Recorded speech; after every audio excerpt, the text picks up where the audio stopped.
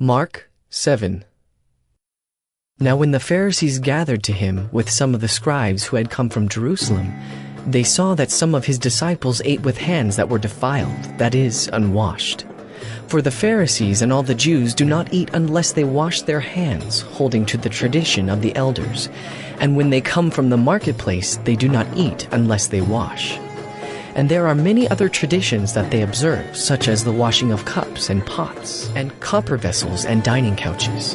And the Pharisees and the scribes asked him, "Why do your disciples not walk according to the tradition of the elders, but eat with defiled hands?" And he said to them, Well did Isaiah prophesy of you hypocrites. As it is written, This people honors me with their lips, but their heart is far from me.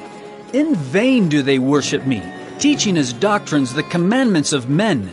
You leave the commandment of God and hold to the tradition of men. And he said to them, You have a fine way of rejecting the commandment of God in order to establish your tradition. For Moses said, Honor your father and your mother, and whoever reviles father or mother must surely die. But you say, If a man tells his father or his mother, Whatever you would have gained from me is Corban, that is, given to God, then you no longer permit him to do anything for his father or mother, thus making void the word of God by your tradition that you have handed down, and many such things you do. And he called the people to him again and said to them, Hear me, all of you, and understand. There is nothing outside a person that by going into him can defile him. But the things that come out of a person are what defile him. And when he had entered the house and left the people, his disciples asked him about the parable. And he said to them, Then are you also without understanding?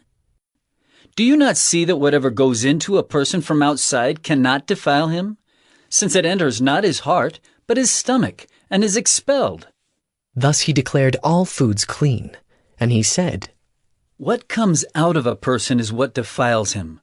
For from within, out of the heart of man, come evil thoughts, sexual immorality, theft, murder, adultery, coveting, wickedness, deceit, sensuality, envy, slander, pride, foolishness. All these evil things come from within, and they defile a person.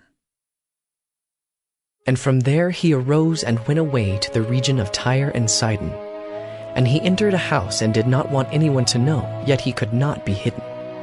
But immediately a woman whose little daughter had an unclean spirit heard of him, and came and fell down at his feet. Now the woman was a Gentile, a Syrophoenician by birth. And she begged him to cast the demon out of her daughter. And he said to her, Let the children be fed first, for it is not right to take the children's bread and throw it to the dogs. But she answered him, Yes, Lord. Yet even the dogs under the table eat the children's crumbs.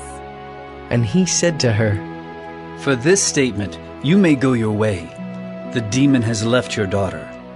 And she went home and found the child lying in bed and the demon gone.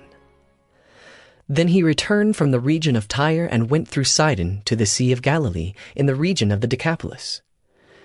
And they brought to him a man who was deaf and had a speech impediment, and they begged him to lay his hand on him. And taking him aside from the crowd privately, he put his fingers into his ears, and after spitting, touched his tongue. And looking up to heaven, he sighed and said to him, Ephatha, that is, be opened. And his ears were opened, his tongue was released, and he spoke plainly. And Jesus charged them to tell no one. But the more he charged them, the more zealously they proclaimed it.